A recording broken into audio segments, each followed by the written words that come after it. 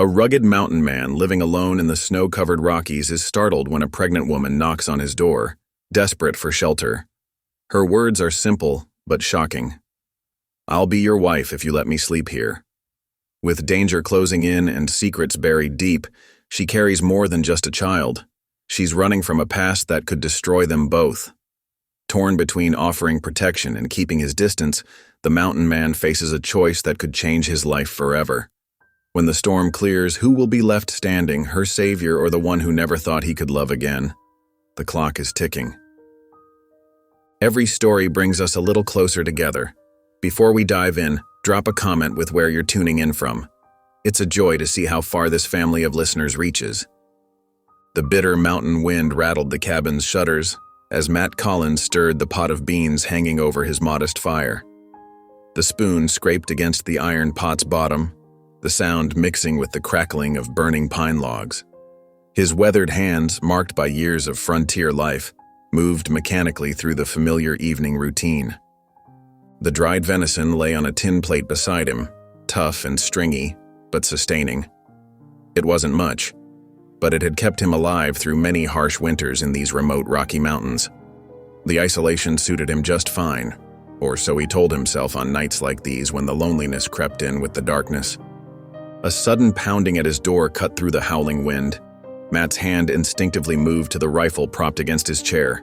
Nobody ventured this high into the mountains during winter unless they were desperate or dangerous. The knocking came again, weaker this time. Matt rose slowly, his boots heavy on the wooden floor. The firelight cast his shadow long against the wall as he approached the door, rifle ready. "Who's there?" he called out, his voice rough from disuse. A woman's voice answered, trembling and faint. "Please, help me." Matt hesitated, then unbolted the door. The wind whipped snow into his face as he pulled it open. There, barely standing in the growing darkness, was a woman. Her clothes, though once fine, were torn and frozen. Her face was pale as the snow itself except for her cheeks, which were red from the bitter cold. She swayed on her feet and Matt noticed her swollen belly beneath her coat. She was with child, and from the size of her, not far from her time. "Please," she whispered again, her teeth chattering. "I have nowhere else to go." Matt stood aside, his conscience winning over his caution. "Come in, ma'am, before you freeze solid." She stumbled through the doorway and he caught her arm to steady her. He guided her to his chair by the fire, where she sank down gratefully, holding her trembling hands toward the flames. "I'm Rebecca," she managed between chattering teeth. "Rebecca Dawson." Matt draped his spare blanket around her shoulders. "Matt Collins. What brings you up here in such weather, Mrs. Dawson?" Her eyes darted to the door, fear flickering across her face. "My husband. I had to leave. He ... She touched her cheek, where Matt now noticed the fading yellow of an old bruise. Understanding dawned, and with it a familiar weight settled in his chest. He'd seen that same haunted look before, in his sister's eyes years ago. "You're safe here," he said gruffly, turning to the fire to hide his discomfort. He spooned some beans into a tin bowl and offered it to her, along with a piece of the dried venison. "It ain't much, but it's hot." Rebecca accepted the food with trembling hands. "Thank you, Mr. Collins. I can work, cook, clean, whatever you need. I'll be your wife if you let me sleep here." The words tumbled out desperately. Matt nearly dropped the pot he was holding. He stared at her, seeing not just fear in her eyes, but a deep shame that twisted something inside him. This woman thought she had to trade herself just to survive. "That won't be necessary, ma'am," he said firmly but gently. "You can stay tonight. We'll figure out the rest tomorrow." Relief flooded her face, followed quickly by exhaustion. She ate slowly, her movements growing more sluggish with each bite. Matt busied himself making up a bed for her near the fire, using his own blankets to ensure she'd be warm enough. "The storm's likely to keep us snowed in for a few days," he said, keeping his voice matter of fact. "You'll be safe here until it passes. No one comes up this way in winter." Rebecca nodded, her eyes growing heavy. "Thank you, Mr. Collins. I don't know what I would have done if you hadn't opened your door." Matt helped her to the makeshift bed, then retreated to the far side of the cabin. He'd sleep in his chair tonight. As he watched her settle under the blankets, her hand protectively cradling her belly even in sleep, he wondered what twist of fate had brought this woman to his door. The wind continued to howl outside, but inside the cabin, there was only the sound of the fire and Rebecca's steady breathing. Matt sat in the shadows, his rifle across his knees, keeping watch over his unexpected guest. Something told him both their lives had just changed irrevocably, though whether for better or worse, only time would tell. The gray light of dawn crept through the cabin's frosted windows. Matt's neck ached from sleeping in the chair, but his eyes immediately went to Rebecca, who lay curled beneath the blankets near the dying embers. Her face looked peaceful in sleep, though worry lines still creased her forehead. He moved quietly, adding wood to the fire and reaching for his dwindling supply of coffee beans. The familiar routine of morning felt different with another person in his cabin. The silence that usually brought him comfort now felt heavy with unspoken questions. Rebecca stirred as the aroma of coffee filled the small space. She sat up slowly, pulling the blankets around her shoulders. "Good morning, Mr. Collins." "Morning," he replied, measuring out a portion of cornmeal for breakfast mush. "Sleep well?" "Better than I have in months," she admitted, her voice still rough with sleep. The quiet morning peace shattered as Matt's ears caught a sound that made his spine stiffen, the distinct crunch of horse hooves in snow. Rebecca must have heard it too, because her face went white as paper. "Quick," Matt whispered urgently, "behind that trunk." Rebecca scrambled to her feet, moving as fast as her condition would allow. She had barely hidden herself when 3 sharp knocks echoed through the cabin. Matt opened the door to find Sheriff Jim Mallory sitting astride his horse, snow dusting his heavy coat. The lawman's breath clouded in the cold morning air as he touched the brim of his hat in greeting. "Matthews," the sheriff said, using Matt's given name. "Mighty cold morning for a social call." "Reckon it is," Matt replied carefully. "What brings you up this way, Jim?" Mallory's keen eyes swept over the cabin's interior. "Looking for a woman. Young, expecting. Name's Rebecca Dawson. Her husband reported her missing 3 days ago. Says she ain't in her right mind. Running off in her condition." Matt's face remained impassive. "Haven't seen anyone. Storm's been too bad for traveling." "That so?" Mallory's gaze lingered on the 2 coffee cups Matt had absent-mindedly set out. "Funny thing is, I found tracks leading this direction before the snow covered them. And you've got a reputation for helping folks in trouble, Matthews." "That was a long time ago, Jim." The sheriff nodded slowly. "Maybe so, but I'm telling you straight. Harboring a runaway wife is against the law. If you know anything, now's the time to speak up." "Like I said, haven't seen anyone. I'll be keeping an eye on this area," Mallory warned. "That woman needs to go home to her husband where she belongs." Matt's jaw tightened. "Much obliged for the warning, Sheriff." After Mallory rode away, Matt waited until the hoofbeats faded completely before closing the door. Rebecca emerged from her hiding place, trembling.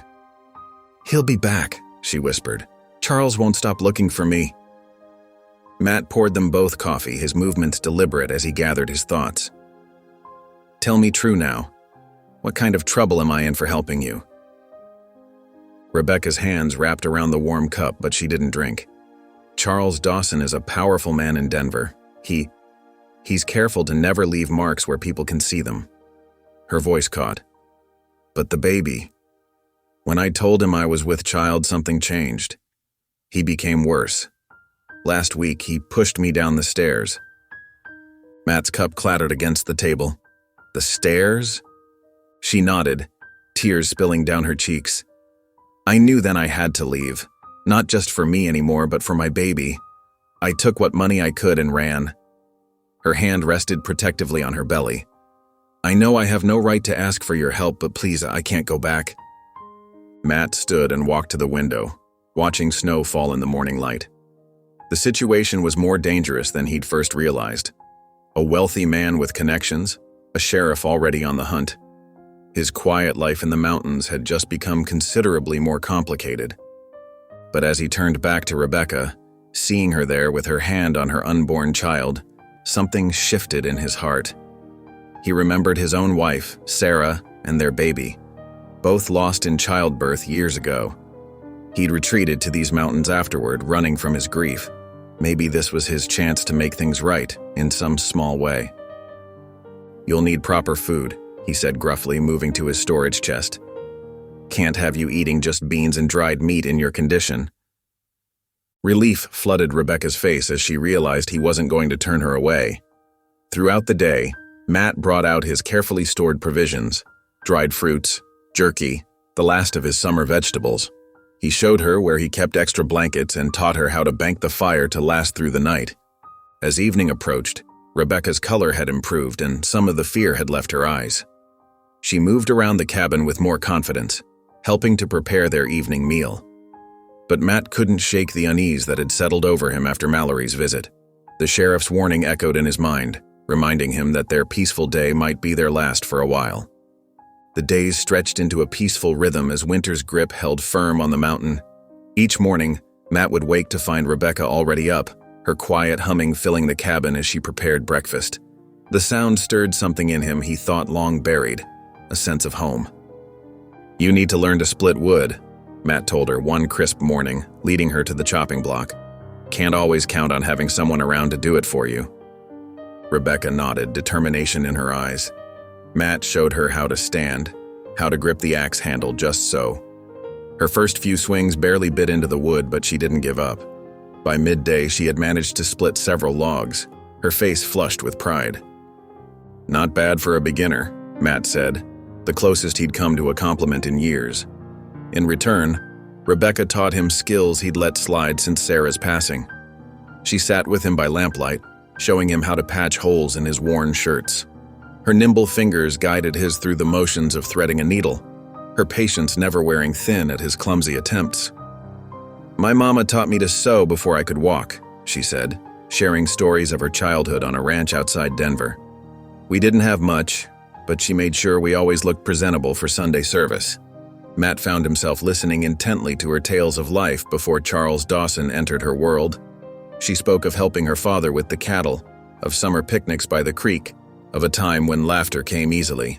But she never failed to give thanks for what she had now, even in these humble circumstances. Every meal began with Rebecca bowing her head in prayer. At first, Matt would sit uncomfortably, watching her lips move in silent devotion. But as days passed, he found himself waiting for these quiet moments, reminded of his own forgotten faith. She taught him the art of bread making, a skill he'd never mastered. "The secret," she explained, kneading dough with practiced hands, "is patience. You can't rush good bread, just like you can't rush healing." The words struck deeper than she knew. When the storm clouds gathered thick and gray one morning, Matt knew he couldn't put off the supply run any longer. Rebecca needed herbs for her pregnancy, and their stores were running low. "It's too dangerous," Rebecca protested, watching him prepare for the journey. "What if someone recognizes you?" "We ain't got much choice," Matt replied, pulling on his heavy coat. "That baby ain't waiting for spring." The trip into town set his nerves on edge. Every face seemed suspicious, every glance holding possible recognition. He kept his head down as he gathered supplies, his heart pounding when he heard the sheriff's voice from the general store. But he didn't leave until he had everything Rebecca needed, including the precious herbs that would ease her discomfort. When he returned, the relief in Rebecca's eyes made the risk worthwhile. That evening, as they sat down to a simple supper of fresh bread and bean soup, Matt found himself studying her face in the firelight. She had filled out some since her arrival, the haunted look in her eyes slowly fading. He thought about the stranger who had passed through last week, offering to take Rebecca to safety in California. The man had seemed trustworthy enough, with connections to a women's aid society. It would have been the sensible thing to do, send her away, return to his solitary life. But watching her now, humming softly as she mended one of his shirts, Matt realized he couldn't imagine the cabin without her presence. Her strength in facing each day, her gentle ways, the quiet faith that sustained her, all had worked their way past his carefully built walls. Yet doubt gnawed at him. What right did he have to keep her here? He was just a rough mountain man, marked by loss and years of isolation. She deserved better than hiding in a remote cabin, always looking over her shoulder. "Penny for your thoughts," Rebecca said, breaking into his reverie. Matt shifted in his chair, uncomfortable with the warmth her smile stirred in him. "Just thinking about supplies for when the baby comes," he lied, though the concern wasn't entirely false. Rebecca's hand rested on her growing belly, a gesture that had become familiar.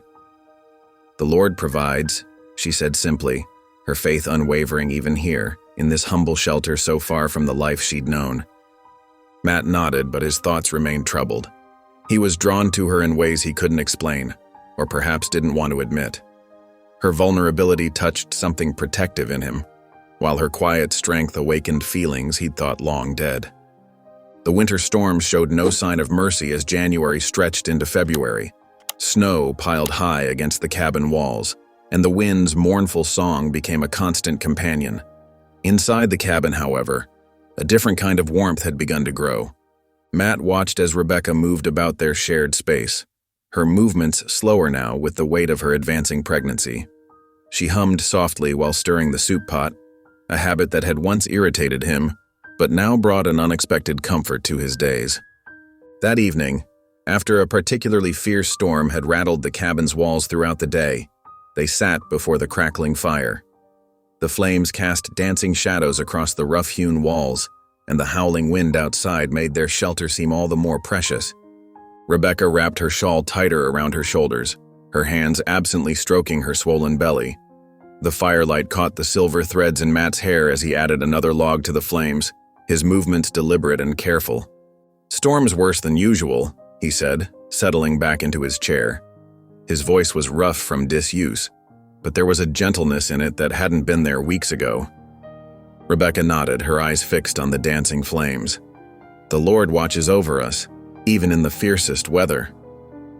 Matt was quiet for a long moment, his weathered hands clasped together. When he finally spoke, his words came slowly, as if drawn from some deep well within him. "You know, before you came, I spent years up here alone. Thought that's what I wanted, just me and the mountains." He paused, running a calloused hand through his graying hair. "But the silence, it gets heavy after a while. Weighs on a man's soul." Rebecca turned to look at him, her eyes soft with understanding. The fire popped and crackled in the stillness between them. "I've grown fond of having you here," Matt continued, his voice barely above a whisper. "And your faith. It reminds me of something I lost long ago. Something I thought I'd never find again." His confession hung in the air between them, as delicate as morning frost. Rebecca's hands trembled slightly as she adjusted her shawl. "I never thought I'd find peace again," she admitted, her voice thick with emotion.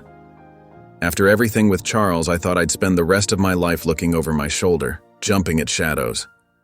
She drew a shaky breath. "But here, in this cabin, I've found something I never expected." Matt shifted in his chair, leaning forward. The firelight caught the moisture in his eyes. "Rebecca, I want you to know something." He cleared his throat, struggling to find the right words. "That baby you're carrying, and you don't have to face what's coming alone." Rebecca's hand moved to her belly, protective and tender. The child within gave a small kick, as if responding to Matt's words. "I promise you," Matt continued, his voice growing stronger with conviction, "I'll protect you both, no matter what comes, no matter the cost." He met her gaze steadily. "We'll see this through together." Tears spilled down Rebecca's cheeks, but she made no move to wipe them away. "You don't know what that means to me," she whispered. Matt rose from his chair and knelt beside her, his movements careful and deliberate. With gentle hands, he took her smaller ones in his own. "I may not be a man of many words, but I mean what I say. You and this child, you've brought something back to life in me. Something I thought died years ago." Rebecca squeezed his hands, her touch warm and real. "The Lord works in mysterious ways," she said softly. Sometimes he leads us through the wilderness to bring us home. Matt nodded, understanding flooding his heart. In that moment, as the fire crackled and the storm raged outside, he made a silent vow. This woman and her unborn child were now his to protect, to care for, to cherish. The solitude he had once embraced now seemed empty compared to the fullness of purpose that filled his heart. They sat together in comfortable silence, their hands still joined, as the fire burned low and the storm gradually quieted. The mountain winds that had once seemed so lonely now sang a different song, one of hope, of family, of new beginnings. Through the cabin's small window, the first stars of evening began to peek through breaking clouds, their light a testament to the storm's passing. Inside, Matt and Rebecca remained by the fire, their hearts full with the promise of tomorrow and the knowledge that they would face it together. The first signs of spring whispered through the mountain air. Icicles dripped steadily from the cabin's eaves, and patches of earth began to peek through the melting snow. Inside the cabin, Rebecca hummed softly as she kneaded bread dough, her movements slower now with her advancing pregnancy. Matt stood by the window watching a pair of chickadees flit between the pine branches. The peaceful scene shattered as the sound of approaching hoofbeats broke through the morning quiet. His body tensed as he recognized the proud stallion and its rider. "Rebecca," he said quietly, "go to the back room." She looked up, flour dusting her hands, and her face went pale as she heard the horses approach. Without a word, she retreated to the bedroom, closing the door behind her. The thundering knock that followed made the cabin's walls shudder. Matt opened the door to find Charles Dawson, his expensive coat dusted with snow and his face twisted with rage. "Where is she?" Charles demanded, trying to push past Matt into the cabin. "I know she's here." Matt planted himself firmly in the doorway, his weathered frame blocking the entrance. "She doesn't want to see you, Dawson." Charles's face reddened. "That's my wife in there, and she has no right to leave me or my ranch. Step aside, mountain man." "No." Matt's voice was quiet but firm as steel. "She ain't your property." "You dare interfere?" Charles took a threatening step forward, his hand moving to his gun belt. "Do you know who I am? I own half the valley below. One word from me, and you'll lose this miserable patch of mountain." The bedroom door creaked open and Rebecca emerged, her face pale but determined. "I'm not going back with you, Charles." Charles's eyes narrowed as he took in her swollen belly. "That's my child you're carrying. You think I'll let you keep it from me?" "The only thing you gave that child was fear," Rebecca said, her voice trembling but strong. "I won't let you hurt us anymore." Matt shifted slightly, keeping himself between Charles and Rebecca. The morning sun cast harsh shadows across Charles's face as his expression darkened with fury. "You ungrateful woman," Charles spat. "I gave you everything, a fine house, servants, all the comforts money could buy. And this is how you repay me? By running off to live in squalor with this mountain savage? He's shown me more kindness in these few months than you did in all our years together," Rebecca replied. Her hand rested protectively over her belly. Charles's face contorted with rage. He drew his pistol, pointing it at Matt. "Move aside, or I'll put you down like the animal you are." Matt didn't flinch. His voice remained steady as he spoke. "You can threaten me all you want, Dawson, but she's not leaving with you. Not today, not ever." The tension crackled between them like lightning before a storm. Charles's finger tightened on the trigger, but something in Matt's unwavering gaze made him hesitate. Perhaps it was the quiet strength there, or the absolute certainty that Matt would die before letting him harm Rebecca. After what seemed like an eternity, Charles lowered his gun. His face was a mask of cold fury as he took a step back. "This isn't over," he snarled. "No woman leaves Charles Dawson, especially not for some worthless mountain dweller. I'll be back, and next time, I won't come alone." He turned and stormed back to his horse, mounting with angry efficiency. The stallion reared as he yanked the reins, and then they were gone, thundering down the mountain path in a cloud of spring snow. Rebecca's legs gave out and she sank into a chair, her whole body trembling. Matt closed the door and went to her, his rough hands gentle as he checked her for signs of distress. "Are you all right?" he asked softly. She nodded, tears streaming down her face. "I was so afraid he would shoot you." Matt knelt beside her chair, taking her trembling hands in his. "I meant what I said. He won't take you back there. Not while I'm breathing." "He'll come back," Rebecca whispered. "You heard him, he won't let this go. Then we'll be ready." Matt's voice was firm with conviction. "You're free of him now, Rebecca. Free to live your life, to raise your child in peace. I aim to make sure it stays that way." She looked at him through tear-filled eyes, seeing the strength and protection he offered. In that moment, despite the threat hanging over them, she felt safer than she ever had in Charles's fine house. The morning sun streamed through the cabin windows, warming the rough wooden floors. Outside, the chickadees had returned to their branches, their songs a reminder that life continued, even in the face of storms. The days following Charles's violent visit brought an unexpected peace to the mountain cabin. The spring sunshine melted away winter's grip, revealing tender green shoots pushing through the dark earth. Inside, Matt and Rebecca fell into a gentle rhythm, their shared purpose giving structure to their days. Matt spent the mornings checking his trap lines and hunting, always staying within earshot of the cabin. The memory of Charles's threats kept him vigilant, but he worked to maintain a sense of normalcy for Rebecca's sake. Each time he returned, he found comfort in seeing smoke rising from the chimney and hearing Rebecca's soft humming through the open window. "I reckon we ought to set up proper space for the little one," Matt said one morning, setting down his rifle and removing his worn leather coat. He'd been thinking about it for days, watching Rebecca's belly grow fuller with each passing week. Rebecca looked up from her mending, her eyes bright. "That would be wonderful, Matt. But where?" "Got some lumber stored in the lean-to," he replied, already moving toward the door. "Figure we can partition off a corner of the main room, make it cozy-like." They spent the afternoon clearing space near the warmest corner of the cabin. Matt worked steadily, measuring and cutting boards while Rebecca sorted through her meager possessions, setting aside items for the baby. The sound of his saw and hammer filled the cabin with purpose. "I never thought I'd feel this way again," Rebecca said softly, folding a small blanket she'd been working on. "Safe, I mean." Matt paused in his work, watching as she ran her hands over the soft wool. "Was it good once? With Charles?"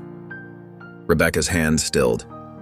"It was, at first. He courted me proper, brought flowers to my papa's house every Sunday, promised me the world." She sighed, her eyes distant with memory. "The change came slow, like winter frost. First, it was just sharp words when supper wasn't to his liking. Then came the drinking, and after that..." She trailed off, one hand protectively cradling her belly. Matt set down his hammer and moved to sit beside her on the rough-hewn bench. "You don't have to speak of it." "But I want to," she said, meeting his eyes. "You've shown me such kindness, Matt. You deserve to know why I came to your door that night." As the afternoon light filtered through the cabin's windows, Rebecca shared her story. She spoke of her early marriage, of hosting grand parties at the ranch where Charles would show her off like a prized horse, of the first time he struck her and how he wept afterward, promising it would never happen again, of how the promises grew hollow and the bruises deeper, until the night she discovered she was with child. "I knew then I had to leave," she said, her voice steady despite the tears in her eyes.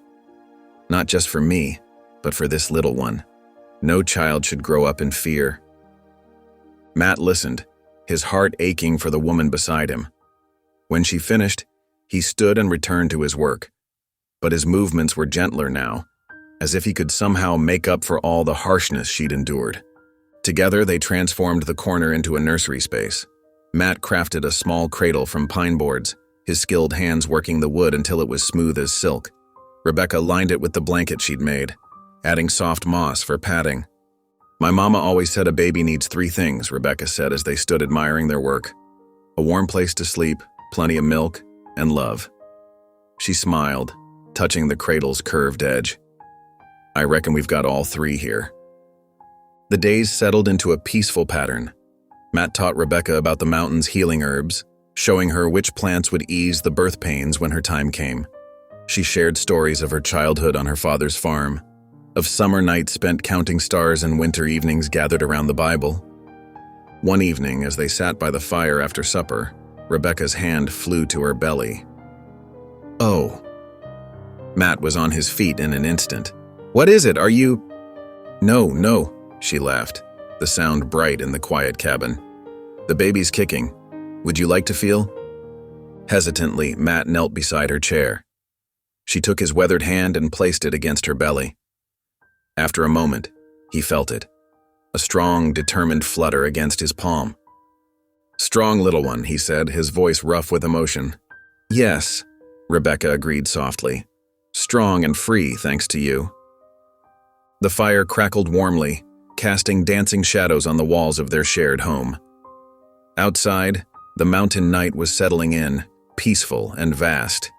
In that moment, the threats of the past seemed distant, unable to touch the sanctuary they'd built together. The mountain evening settled in quietly, wrapping the cabin in deepening shadows. Matt stoked the fire, while Rebecca prepared a simple supper of cornbread and beans. The peaceful routine they'd established over the past weeks had almost made them forget the dangers that lurked beyond their sanctuary.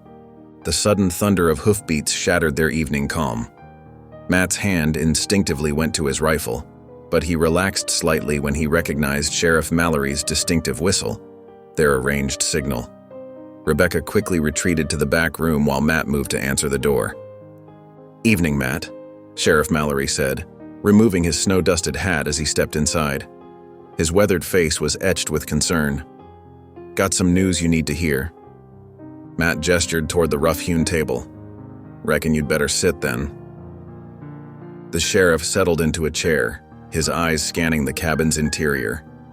The signs of Rebecca's presence were evident: a half-finished piece of mending on a chair, herbs drying from the rafters, the new curtains at the windows. He sighed heavily. "Charles Dawson's been making the rounds," Mallory said, his voice low, "talking to every rancher and trader between here and the valley, offering rewards for information about his wife's whereabouts." Matt's jaw tightened. "That's so?" "He's got friends in high places, Matt. Influential friends." The sheriff leaned forward, his expression grave. "And he's not just looking for information anymore. He's hiring men, the kind that don't ask questions and aren't particular about following the law." From the back room, they heard a small gasp. Rebecca emerged, her face pale but determined. "Sheriff Mallory, I won't go back to him. I can't." The sheriff's eyes softened as he looked at her. "Ma'am, I understand your situation better than you might think. My own sister." He paused, collecting himself. "But the law's clear on this. A wife is considered her husband's property. Matt here could face serious charges for harboring you." "Then charge me," Matt said quietly, his voice firm. "But I won't turn her out." Sheriff Mallory stood, pacing the small cabin. "I've known you a long time, Matt. You're a good man. That's why I'm here warning you instead of bringing a posse." He turned to face them both. "But this situation can't last forever. Dawson's not the type to give up, and his patience is wearing thin." Rebecca moved to stand beside Matt, her hand finding his arm. "We understand the risk you're taking by warning us, Sheriff. We're grateful." The sheriff nodded, reaching for his hat. "Just be careful, both of you. There's talk of Dawson heading this way himself within the week." He paused at the door. "I'll do what I can to slow him down, but my badge only carries so much weight against a man like that." After the sheriff departed, silence filled the cabin. The fire crackled in the hearth, and somewhere in the distance, a lone wolf howled. Matt moved to check the door's heavy bar, while Rebecca sank into a chair, her hands protectively cradling her belly. "Maybe we should leave," she said softly. "Find somewhere farther north where Charles won't think to look." Matt turned from the door. "The passes are still dangerous this time of year. And in your condition—" He shook his head. "We'd never make it. But staying here puts you at risk." Rebecca's voice trembled. "I never meant to bring such trouble to your door, Matt." He crossed the room and knelt beside her chair. "Listen to me. The day you knocked on my door, something changed in this cabin. Before, it was just a place to survive. Now it's a home." He took her hand, his calloused fingers gentle against her skin. "I made you a promise, and I mean to keep it." Tears welled in Rebecca's eyes. "But the sheriff's right. The law's not on our side." "There's a higher law than man's," Matt said, surprising himself with the words. "One that says we protect those who need protecting. One that says every soul has the right to live free from fear." Rebecca squeezed his hand. "Then we stay?" "We stay," Matt confirmed. "We'll face whatever comes together." They spent the rest of the evening making plans, discussing ways to better secure the cabin and establish escape routes if needed. But beneath their practical preparations lay a deeper truth. They had found something worth fighting for in each other, something neither was willing to surrender to fear or force. As the night deepened around their mountain sanctuary, they knew their peace might soon be shattered. But for now, they had this moment, this quiet strength between them, and the certainty that whatever came next, they would face it as one. The mountain winds howled through the trees as Matt worked tirelessly to fortify the cabin. His hands moved with practiced efficiency, nailing sturdy planks across the windows. The constant thud of his hammer echoed through the clearing, matching the worried rhythm of his heart. Inside, Rebecca rested in the bed he'd built for her, her breathing labored. The past few days had taken their toll, her face was pale, and she moved with increasing difficulty. Matt noticed how she winced with each step, though she tried to hide it. "The windows are secure now," he said, stepping inside and brushing sawdust from his shirt. "Nobody's getting through there without making enough noise to wake the dead." Rebecca managed a weak smile. "Thank you, Matt. I don't know what I'd—" She stopped suddenly, gasping as her hand flew to her swollen belly. Matt was at her side in an instant. "What is it? The baby?" "Just another pain," she assured him, but her voice trembled. "They're getting stronger, though." Matt nodded, trying to hide his concern.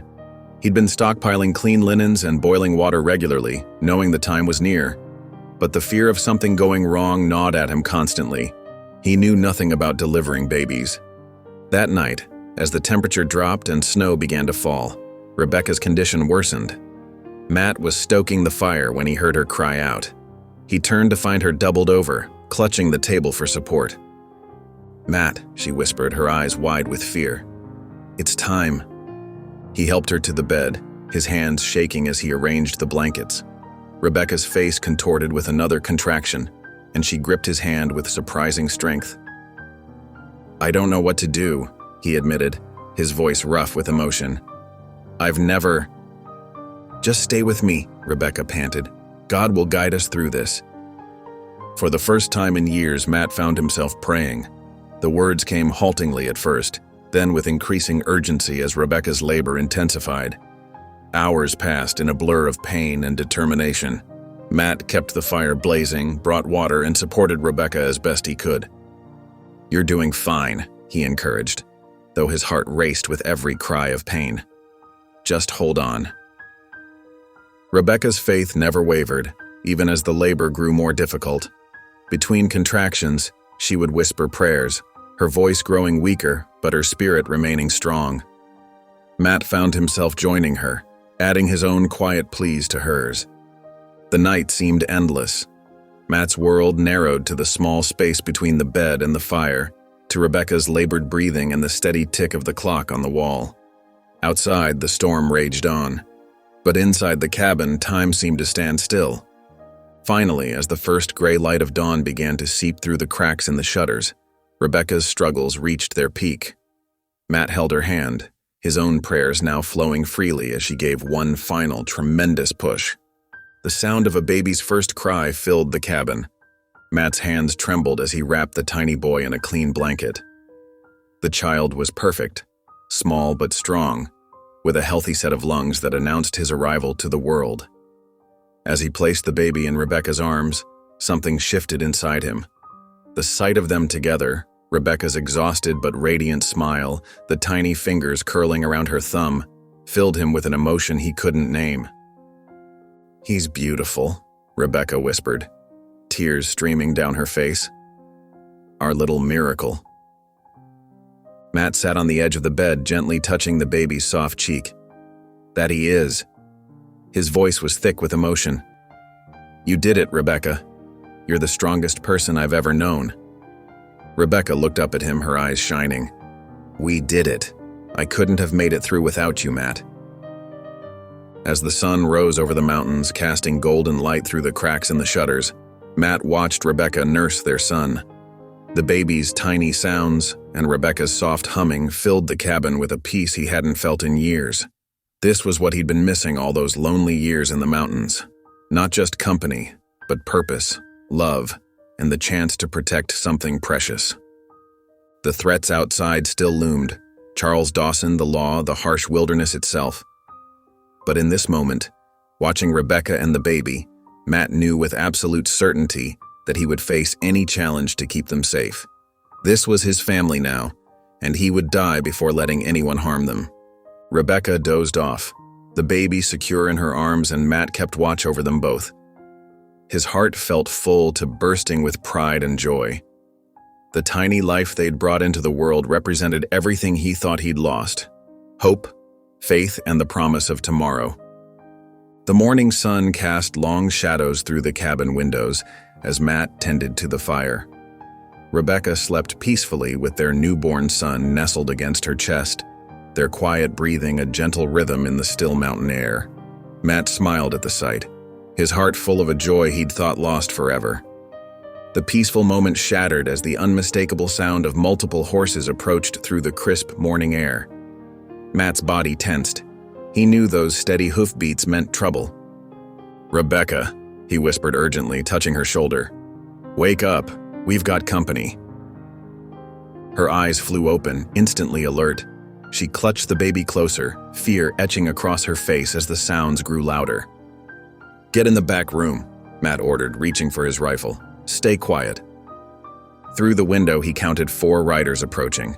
Charles Dawson at the lead, a rifle gleaming across his saddle. 3 rough-looking men following behind him.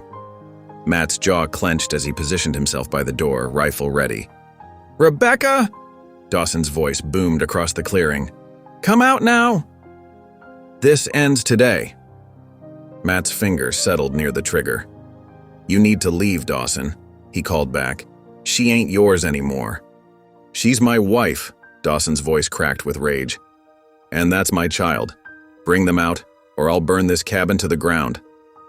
One of Dawson's men dismounted, carrying a torch. The morning air filled with the acrid smell of oil as they began splashing it against the cabin walls. Matt's heart hammered in his chest.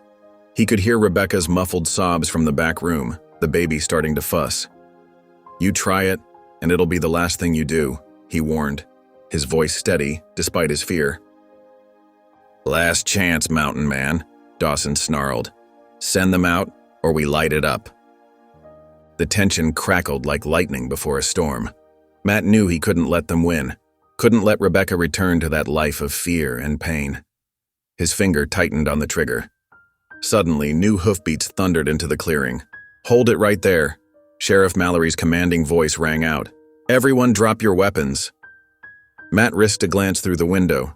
The sheriff sat tall in his saddle, his deputy beside him, both with rifles trained on Dawson and his men. This ain't your business, Sheriff, Dawson growled, but his confidence wavered. Oh, but it is, Mallory replied coldly. Threatening to burn down a man's home? Hiring gunmen to intimidate a woman and her newborn child? That's very much my business. The sheriff's deputy moved his horse closer to Dawson's men, his rifle unwavering.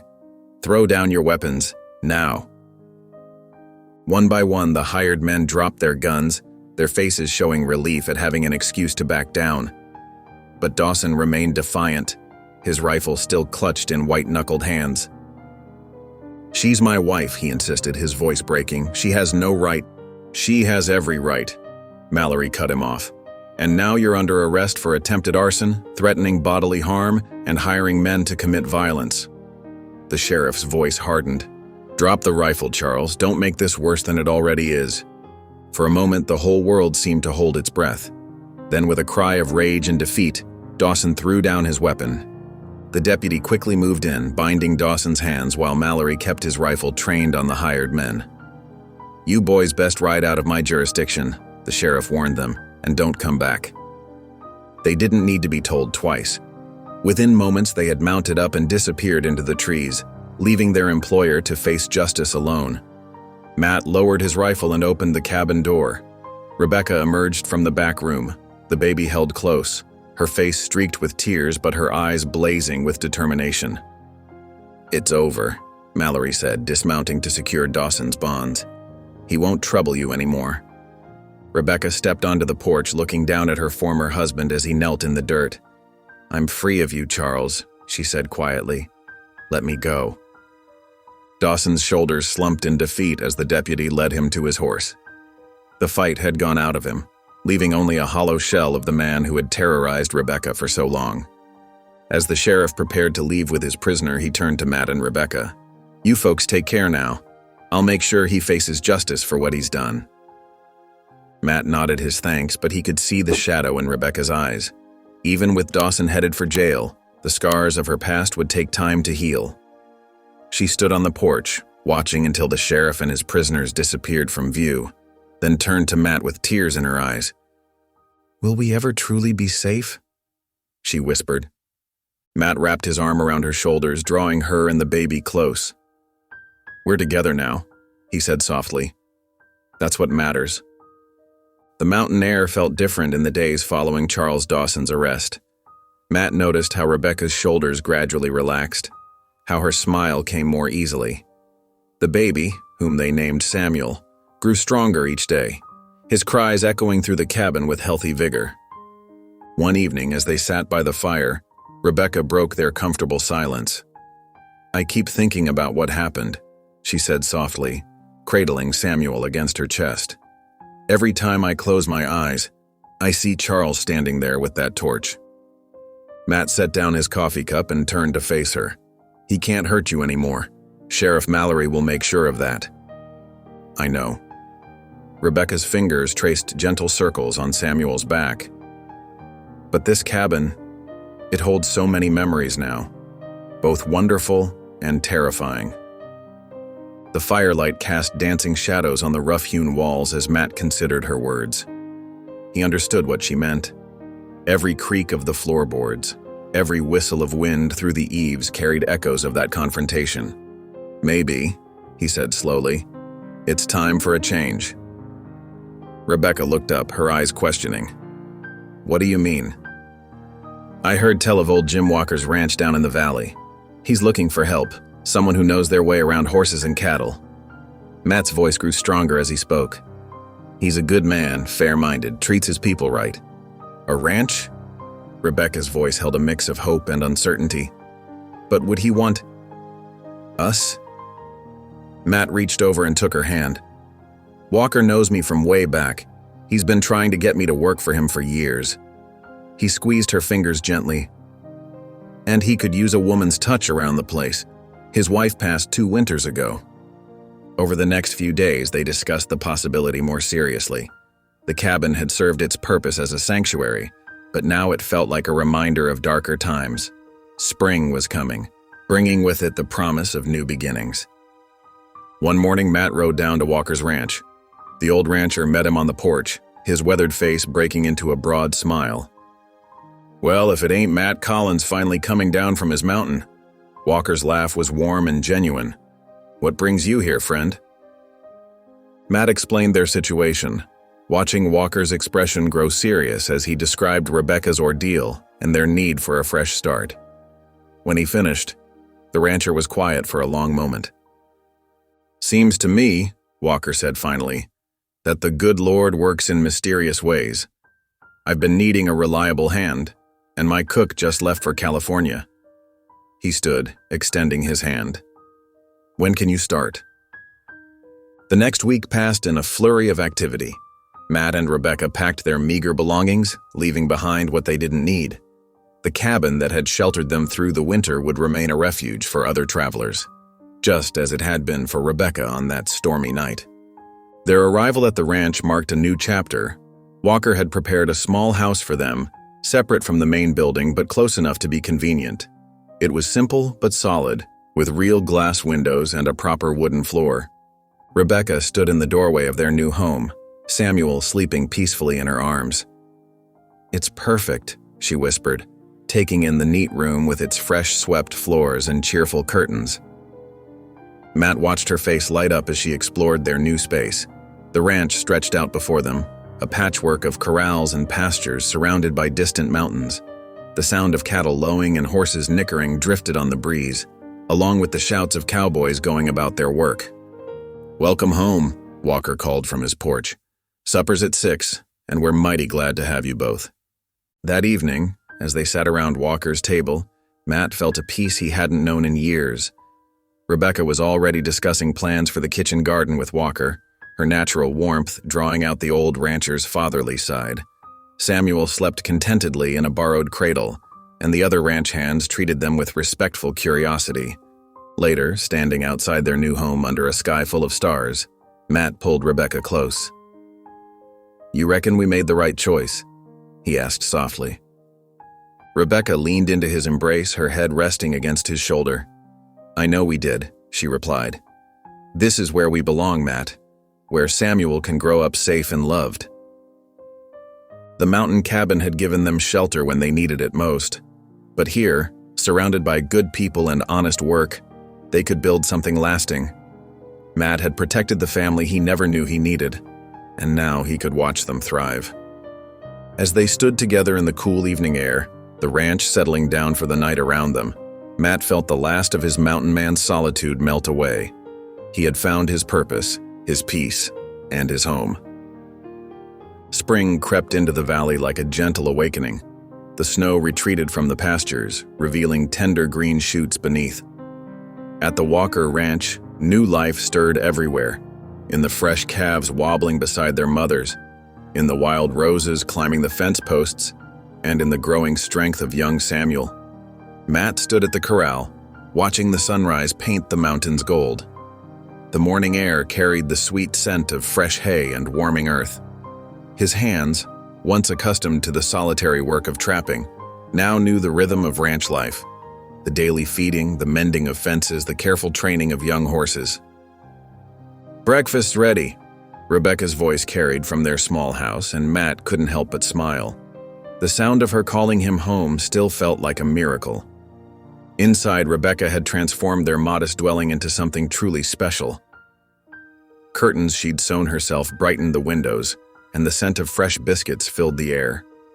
Samuel, now 4 months old, lay contentedly in his cradle, cooing at the sunbeams dancing across his blanket. "Jim says the spring cattle drive starts next week," Matt said, settling at the table. "Reckon I'll be gone about 10 days?" Rebecca nodded, setting a plate before him. "We'll manage just fine. Sarah Walker's been teaching me about the vegetable garden, and I've got plans for a proper herb patch." Her eyes sparkled with enthusiasm. "Maybe even some flowers, too." Matt watched her move about the kitchen, noting how different she seemed from the frightened woman who'd appeared at his cabin door that winter night. Her steps were lighter now. Her smile came easier. The shadows of fear that had haunted her eyes were fading, replaced by a quiet confidence. After breakfast, Matt headed out to work with the other hands. The days were full of physical labor, breaking horses, repairing winter damage to the corrals, preparing for the spring drive. But unlike his solitary life in the mountains, this work brought satisfaction beyond mere survival. Each improvement to the ranch felt like an investment in their future. Rebecca found her own rhythm on the ranch. She took pride in keeping their home, but also discovered joy in helping Sarah Walker with the larger ranch operations. The two women formed a close friendship, sharing recipes and stories as they worked side by side in the expanding kitchen garden. "The Lord provides," Rebecca would say each evening as they sat down to supper, her faith as steady as the mountains themselves. Matt, who had long ago turned away from such beliefs, found himself moved by her unwavering trust. He saw how her faith had carried her through the darkest times, and how it now brightened their days with hope. Samuel grew stronger with each passing week. His laughter became a familiar sound around the ranch, drawing smiles from even the most weather-worn cowboys. Matt discovered a deep well of tenderness within himself as he watched the boy grow, marveling at each new achievement. The first time he rolled over, his first real smile, the way his tiny fingers would grasp Matt's rough ones. The memory of the mountain cabin gradually faded into the background of their lives, though they spoke of it sometimes in the quiet evenings. It had been their sanctuary in a time of desperate need, but now they were building something more permanent, more meaningful. "I never thought I'd find this kind of peace again," Rebecca confessed one evening as they sat on their small porch. Samuel slept peacefully in her arms, while the setting sun painted the sky in brilliant oranges and pinks. "After everything with Charles, and I'd lost hope in ever having a real home." Matt reached over and took her free hand, his calloused fingers gentle against her skin. "Reckon we both found something we weren't looking for." He paused, watching a pair of hawks circling lazily overhead. "Never thought I'd want more than my solitude up there in the mountains. Now I can't imagine going back to that life." The ranch hands had accepted them without question, respecting Matt's quiet competence and Rebecca's kind nature. They became part of the ranch's extended family, sharing in the triumphs and challenges that came with each season. Jim Walker treated them like his own kin, often stopping by their house to bounce Samuel on his knee or share news from town. As spring deepened into early summer, their sense of belonging grew stronger. The ranch was more than just a place to work. It had become their home, filled with the simple joys of daily life and the deeper satisfaction of building a future together. Rebecca's faith continued to light their way, and Matt found himself grateful for the strange twist of fate that had brought them together that stormy winter night. Each day brought new challenges and rewards, but they faced them together, their bond growing stronger with each passing season. The mountain cabin had given them shelter when they needed it most, but here on the ranch they were truly thriving. The seasons turned like pages in a well-loved book, marking the passage of their first year on the Walker Ranch. Summer heat gave way to autumn's crisp mornings, then winter's familiar chill, before spring returned once again to paint the valley in fresh colors. Joshua grew from a tiny infant into a sturdy baby, his dark curls and bright eyes capturing everyone's attention. He took his first steps in the ranch house kitchen, tottering between Rebecca's outstretched arms and Matt's steady hands while Sarah Walker clapped in delight. The prosperity of their new life showed in small but meaningful ways. Their house gained comfortable furnishings, a proper rocking chair for Rebecca, sturdy shelves Matt built himself, and a special cradle Jim Walker crafted for Joshua. Their pantry stayed well stocked, and Rebecca's garden flourished under her careful tending. Every Sunday morning, they joined the stream of wagons and riders heading to the white-painted church in town. Matt, who had once avoided such gatherings, found himself drawn to the sense of community. He watched Rebecca sing hymns, her voice clear and strong, while Joshua dozed against her shoulder. The faith that had sustained her through dark times now seemed to light their path forward. Their place in the community grew stronger with each passing month. When the Peterson family lost their barn to lightning, Matt was among the first to help rebuild. Rebecca organized the women to provide meals for the workers, and together they turned tragedy into a demonstration of neighborly love. One crisp evening, as the sun painted the mountains in shades of purple and gold, Matt sat on their porch watching Rebecca tend to her flowers. Joshua played nearby, stacking wooden blocks Matt had carved for him. The sight filled his chest with a warmth he'd never known in his solitary days. "Reckon I never knew what I was missing all those years," he said softly, more to himself than anyone else. Rebecca looked up from her gardening, wiping her brow with the back of her hand. "What's that?" "This," Matt gestured to their home, their son, their life together. "All those years in the mountains, I thought being alone was keeping me safe. Now I know it was just keeping me from living." Rebecca stood and crossed to the porch, settling beside him. She took his weathered hand in hers, understanding in her eyes. "The Lord has blessed us richly," she said softly. Matt nodded, watching Joshua toddle toward them with determined steps. "That he has," he agreed, surprising himself with the words. The faith that had once seemed foreign to him now felt as natural as breathing. "That he surely has." The sound of their son's laughter filled the evening air, mingling with the distant lowing of cattle, and the gentle whisper of wind through the cottonwoods. Matt Collins, once a solitary mountain man, now sat surrounded by the family he'd never dared to dream of, his heart full of gratitude for the strange and wonderful path that had led him here. The afternoon sun cast long shadows across the ranch house porch when Jim Walker rode up with the mail. Among the usual correspondence was a cream-colored envelope addressed to Rebecca in elegant handwriting. Her hands trembled as she recognized her mother's distinctive script. Matt watched from where he worked mending a saddle, noting how Rebecca's face paled as she unfolded the letter. Joshua played at her feet with wooden blocks, oblivious to his mother's distress. "They want me to come home," Rebecca whispered, her voice catching. "Mama says they've missed me something terrible. They ... She paused, swallowing hard. "They say they understand why I left Charles, that they should have protected me better." Matt set aside his work, moving to sit beside her on the porch steps. The letter shook in Rebecca's hands as she continued reading. "They want to make things right," she said, tears gathering in her eyes. "Papa's even offering to send money for the journey back to Missouri." Matt's heart clenched tight in his chest. He'd known this day might come when Rebecca's past would reach out to reclaim her. Still, the reality of it struck him like a physical blow. "What do you reckon to do?" he asked carefully, working to keep his voice steady. Rebecca looked down at Joshua, who had crawled over to pat her knee with a chubby hand. "I don't rightly know," she admitted. "Part of me yearns to see them again, to let them meet their grandson." She turned to Matt, her eyes searching his face. "But I'm afraid." "Afraid of what?" Matt prompted gently, though he feared her answer. "Afraid they'll try to convince me to stay, afraid of stirring up old hurts." She reached for his hand. "Afraid of losing what we've built here." Matt squeezed her fingers, fighting back his own fears. "You won't lose me," he said firmly. "Whatever you decide, we'll face it together." Rebecca leaned against his shoulder, the letter crushed between them.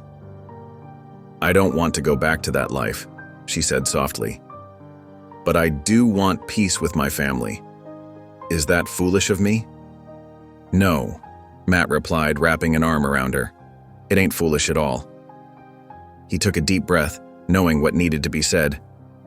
"What if we went together? All three of us. Not to stay, mind you, but to visit. To let them see the life you've chosen." Rebecca lifted her head, hope dawning in her eyes. "You'd do that? Leave the ranch for such a journey?" "For you?" Matt smiled, though his heart ached at the thought of traveling so far from their mountain home. "I'd do anything. Besides, it's time Joshua met his other grandparents, proper-like." Rebecca threw her arms around his neck, the letter fluttering to the porch boards. "Thank you," she whispered against his shoulder. "Thank you for understanding." Matt held her close, watching Joshua toddle after the fallen letter. He knew this journey wouldn't be easy, but facing it together would make them stronger. Rebecca deserved the chance to make peace with her past without sacrificing her future. The Missouri summer sun beat down on the dusty road as Matt guided their wagon toward the sprawling Dawson family ranch. Rebecca sat beside him, clutching Joshua to her chest, her face a mix of hope and worry. The little boy, now nearly walking, reached out with curious hands toward the unfamiliar surroundings. "There it is," Rebecca whispered, pointing to a white-painted farmhouse nestled among towering oaks. "Just like I remember." Matt squeezed her hand, feeling her tremble. "We can turn back if you're not ready." "No," she said firmly. "It's time." As they approached, the front door swung open. Rebecca's mother emerged, her hand flying to her mouth at the sight of them. Behind her, Rebecca's father stood tall and stern, but his eyes softened when they fell on his daughter and grandson. "Rebecca," her mother called out, voice breaking. "Oh, my sweet girl." Before Matt could help her down, Rebecca was already moving. Joshua balanced on her hip as she hurried toward her parents. Her mother enveloped them both in an embrace, tears flowing freely. Her father joined them, his weathered hands gentle as he touched Rebecca's shoulder. "We've been praying for this day," her mother said, pulling back to look at Joshua. And this must be our grandson. Matt approached slowly, giving them space for their reunion. Rebecca's father turned to him, extending a calloused hand. "Thank you," he said gruffly, "for protecting our daughter when we failed to." The days that followed were filled with long conversations, shared meals, and the healing of old wounds. Rebecca's parents listened with tears as she shared her story, their hearts breaking at what she'd endured. But they also saw the joy she'd found with Matt, the way Joshua thrived under their care, and the strength of their love. On their final evening, they gathered on the wraparound porch. The setting sun painted the sky in brilliant oranges and pinks, reminding Matt of their own ranch waiting for them back home. "You've built a beautiful life," Rebecca's mother said, bouncing Joshua on her knee. "We can see how happy you are." Rebecca leaned against Matt's shoulder, her face peaceful. "I am happy, Mama. I've found where I belong." The journey back to their ranch felt different, lighter somehow. As they crested the final hill, their home came into view, bathed in golden evening light. Matt helped Rebecca down from the wagon, Joshua sleeping soundly in her arms. They stood together, hand in hand, watching the sun sink behind the mountains. The ranch stretched before them, promising a future filled with possibility and love. "Welcome home," Matt said softly. Rebecca squeezed his hand, her eyes bright with joy. "I've never been more certain of anything," she replied. "This is where we belong, together." In that moment, watching the sunset paint their world in gold, Matt knew that every trial had led them here. He had found not just a family, but a faith renewed through Rebecca's unwavering spirit. Whatever challenges lay ahead, they would face them together, their love stronger for having been tested by fire and found true. If this story made you pause, reflect, or even smile, don't forget to subscribe. I post daily, and the next story might be exactly what you need to hear.